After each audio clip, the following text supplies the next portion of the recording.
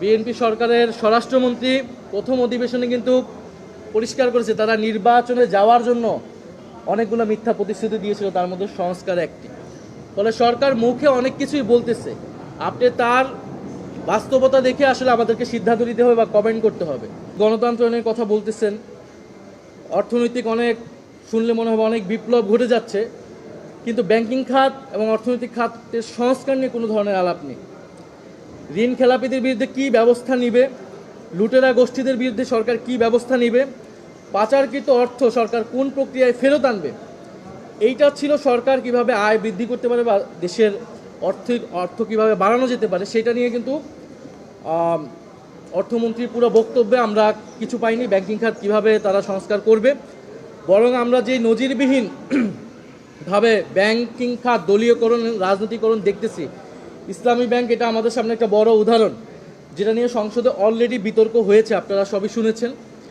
এবং অর্থমন্ত্রী কিন্তু, মাননীয় অর্থমন্ত্রী নির্বাচনী ইশতেহারে তাদের ছিল, বিএনপি নির্বাচনী ইশতেহারে, যে তারা আর্থিক খাতে কোনো রাজনৈতিক নিয়োগ দিবে না, রাজনৈতিক বিবেচনা করবে না। বাংলাদেশ ব্যাংকেই আমরা সর্বপ্রথম বিতর্কিত সমালোচিত নিয়োগ দেখেছি, দলীয় নিয়োগ দেখেছি।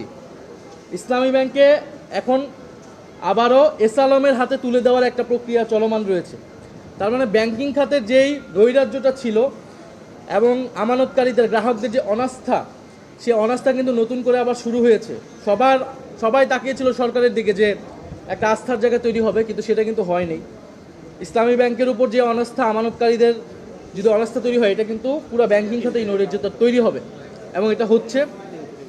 এবং খেলাপি ঋণদের বিরুদ্ধেও এই সরকার কি ব্যবস্থা নেবে, এটা আমরা প্রথম অধিবেশনে এই প্রশ্নগুলো, এই পয়েন্টগুলো তুলেছিলাম, সেগুলোও অর্থমন্ত্রীর পুরো বক্তব্যে আসলে আমরা পাইনি। তো সামগ্রিকভাবে এই বাজেট নিয়ে আমরা খুব বেশি আশাবাদী হতে পারছি না। এবং দেশি ঋণ বাড়বে, মুদ্রাস্ফীতি বাড়বে, এবং এই বাজেট বক্তব্য আপনার শুনলে অনেক সুন্দর মনে হবে, কিন্তু এটা আসলে দেশের অর্থনীতির কোনো মৌল পরিবর্তন করতে পারবে না। এবং অর্থনৈতিক সংস্কার রাজনৈতিক সংস্কার থেকে বিচ্ছিন্ন না। আমরা দেখেছি এই সরকারের রাজনৈতিক সংস্কারের ক্ষেত্রে তার কমিটমেন্ট, তার অর্জন হচ্ছে শূন্য। তার মানে আপনি যদি দুদক সংস্কার না করেন, আপনি বিচার বিভাগ সংস্কার করতেছেন না, ফলে এই বড় বাজেটের মধ্যে বড় দুর্নীতির যে সুযোগ তৈরি করা হবে, সেটাকে আপনি কীভাবে জবাবদিহিতার আওতায় আনবেন, স্বচ্ছতা, সুশাসন কীভাবে নিশ্চিত করবেন রাজনৈতিক সংস্কার ছাড়া। ফলে এই রাজনৈতিক সংস্কার কিন্তু, অর্থাৎ জুলাই সনদ যখন তো বাস্তবায়ন করেনি সরকার এখন পর্যন্ত, ফলে এই বাজেটের ভিতর দিয়ে যে দুর্নীতি করার অবাধ পথ তৈরি হবে, সেটাকে কিভাবে সরকার জবাবদিহিতার মধ্যে আনবে, এটাও আমাদের কাছে নিশ্চিত না আমরা। ফলে এটা অনেকটা চানাচুরের মতো, খেতে ভালো লাগবে, দেখতে সুন্দর, কিন্তু এটার কোনো পুষ্টিগুণ নাই। তো এই বাজেটটাকে আমাদের কাছে সেরকমই মনে হয়েছে, উচ্চবিলাসী, বাস্তবতা বিবর্জিত, এবং এটা একটা ঋণগ্রস্ত দেশের মানুষের উপর ঋণের চাপটা আরও বাড়াবে।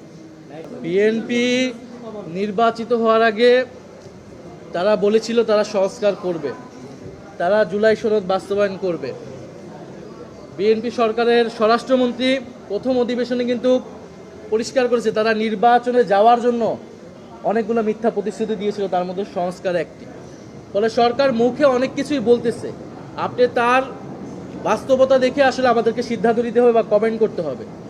আপনার ইসলামী ব্যাংক নিয়ে যে সরকার যেই অবস্থানটা নিচ্ছে, যে তাদের যেই শেয়ার আগে যাদের ছিল, অর্থাৎ এস আলমের যেই ক্রয়কৃত শেয়ার, যদি শেয়ার হোল্ডারদের কাছে আবার ফিরিয়ে দেওয়ার কথা বলে, তার মানে আসলে এটা পরোক্ষভাবে এস আলমকে ফিরিয়ে দেওয়ার কথা বলতেছে।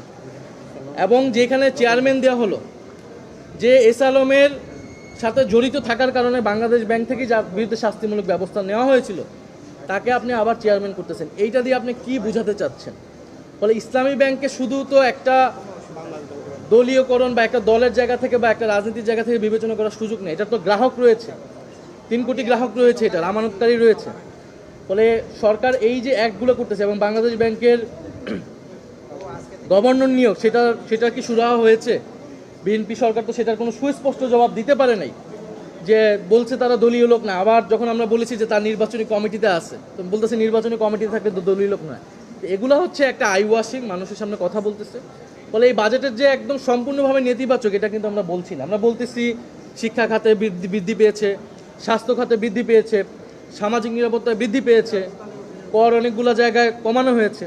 তো এগুলো আমাদের জন্য ইতিবাচক, কিন্তু মৌলিক পরিবর্তন আমরা তো গণ অভ্যুত্থানের পরে যেটা বৈষম্য কমিয়ে আনার জন্য যে অর্থনৈতিক ব্যবস্থা প্রয়োজন ছিল, সম্পদ যেখানে গুটি কয়েক মানুষের কাছে সীমাবদ্ধ হয়ে গিয়েছিল, বৈষম্য সমাজে বেড়েছে এবং প্রচুর টাকা লোটপাট হয়েছে, পাচার হয়েছে, যেই প্রক্রিয়ায় এই প্রক্রিয়াগুলো কি এই সরকারের সময় স্টপ হবে কিনা, সেটাই তো অর্থনৈতিক সংস্কার এবং রাজনৈতিক সংস্কার। সেরকম কিছু আমরা এই সরকার থেকে দেখিনি। ফলে এটাই আমাদের আপাতত প্রাথমিক প্রতিক্রিয়া বাজেটের উপরে।